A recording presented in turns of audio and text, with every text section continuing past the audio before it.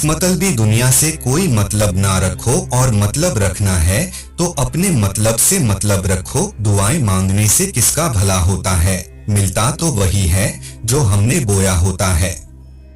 अगर कोई आपको नीचा दिखाना चाहता है तो इसका मतलब है कि आप उससे पहले से ही ऊपर हो। जिंदगी जीने के लिए मिली है, इससे लोग क्या सोचेंगे यह सोचने में बर्बाद मत करो। क्रोध से बोला वह एक शब्द भी इतना जहरीला हो सकता है कि आपकी 1000 प्यारी बातों को 1 मिनट में नष्ट कर सकता है। किसी के बुरे वक्त में उसका हाथ पकड़कर सहारा दो, उसे हिम्मत दो, क्योंकि बुरा वक्त थोड़े समय में चला जाएगा लेकिन वहां आपको दुआ जिंदगी भर देता रहेगा।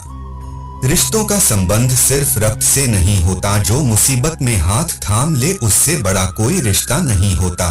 सबको हंसाना लेकिन किसी पर भी हंसना मत, सबके दुख बांटना लेकिन किसी को दुखी मत करना, सबकी राह में दीप जलाना लेकिन किसी का दिल मत जलाना। भगवान कहते हैं तुम सब कुछ मुझे सौंप दो, सारा दर्द परेशानी, और बिल्कुल हल्के होकर मुझे याद करो, धीरे धीरे तुम्हारा जीवन बदल जाएगा। हर रोज रात को सोने से पहले भगवान को अपनी पूरी दिनचर्या बताकर सोए। अगर आपके द्वारा किसी का दिल दुखा है तो मन ही मन उससे माफी मांगे। रिश्तों का संबंध सिर्फ रक्त से नहीं होता, जो मुसीबत में हाथ थाम ले उससे बड़ा कोई रिश्ता नहीं होता।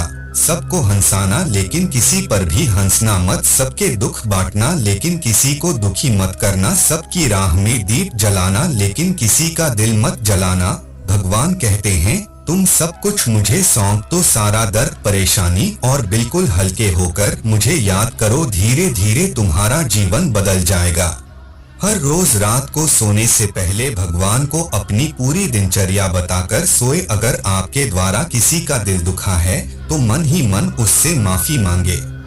अगर आपका किसी ने दिल दुखाया है तो उसे माफ करके सारी चिंताएं भगवान को सौंप कर सो जाए। यकीन मानिए इससे आपकी जिंदगी खुशनुमा बन जाएगी। संबंध परमात्मा से अच्छे बना लो तो तुम्हें किसी की जरूरत नहीं पड़ेगी, तुम खुद सबकी जरूरत बन जाओगे।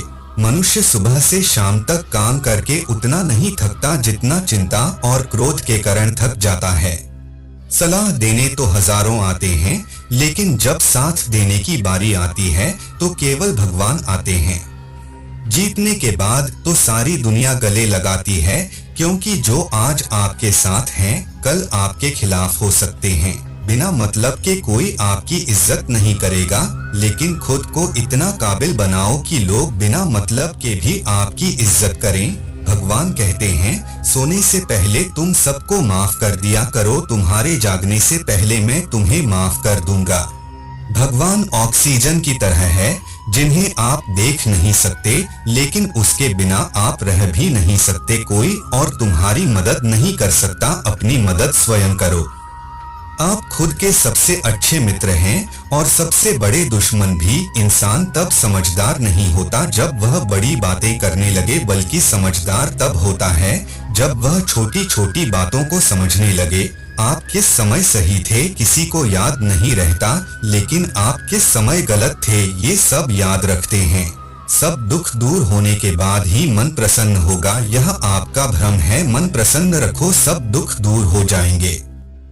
यह हकीकत है, किसी भी व्यक्ति की कोई भी बात बुरी लगे तो दो तरह से सोचो। यदि व्यक्ति महत्वपूर्ण है तो बात को भूल जाओ, यदि बात महत्वपूर्ण है तो व्यक्ति को भूल जाओ। यही जीवन की रीत है, जैसा बोओगे वैसा ही पाओगे। दुआएं और प्रार्थनाएं असंभव को भी संभव बना देती है। ईश्वर को ना हमारे तन की जरूरत है ना धन की, उसको तो बस पवित्र मन की जरूरत है। इसलिए वह हमें कुछ भी छोड़ने के लिए नहीं कहता, बस कहता है सच्चे मन से विकार छोड़ो, गंदे विचार छोड़ो।